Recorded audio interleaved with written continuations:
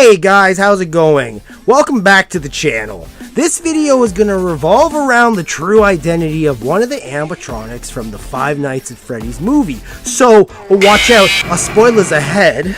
The Cupcake animatronic is the only animatronic in the movie not to be possessed by a child ghost. But then why does it move on its own? We see it jumping at people, going through the air vents, attacking of its own accord. How could this be? I believe that the head of Garrett being Mike the security guard's brother, is in the Cupcake and his spirit is possessing it. Why do I think this? Well, let's look at the evidence, shall we? The movie takes place in early 2000s.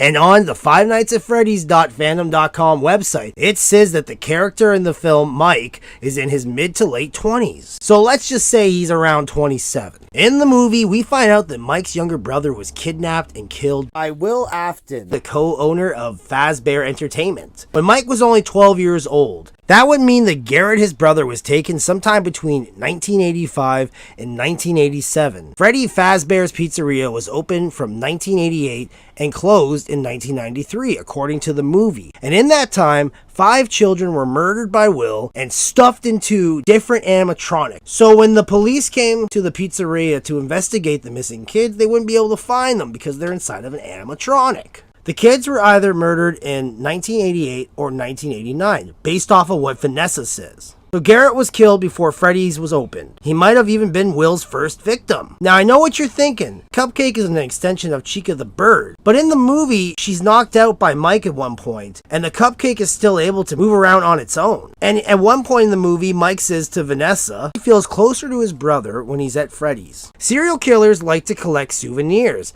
like Dexter Morgan from Dexter, or Anatoly Moskin, a Russian man that would keep mummified women inside of giant dolls and place them around his apartment. Will's doing something similar, keeping the bodies nearby. And if Garrett was his first victim and he didn't own the pizzeria by that point, then Will wouldn't have had anywhere to keep Garrett's whole body, so he might have just kept the head of Garrett, like in a box, later moving it to the Cupcake. And that's why it's in the Cupcake and not in one of the bigger animatronics. He only has the head left. The body must have decayed. And some killers like to have their victims close by, like Jeffrey Dahmer and John Wayne Gacy. Another piece of evidence proving that Garrett's spirit is at Freddy's is the picture hanging up of the yellow bunny and the 5 children. If you look closely, one of the kids' heads were replaced. Maybe even though it's just a drawn picture, Mike might have noticed that it looked like his brother, so Will or Vanessa changed the heads around. Or maybe this kid over here is him. He has the same long sleeve red shirt and blue pants.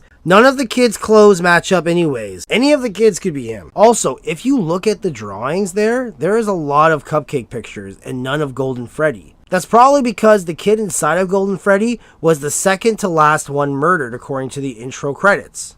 The Cupcake has been a staple of Freddy's from the beginning, since probably before Golden Freddy. In conclusion, Garrett's head is inside the Cupcake, and the reason why the Freddy gang wants Abby is so Garrett can hang out with his sister. Make sure to like and subscribe so I can quit my fucking job and do this shit full time, baby.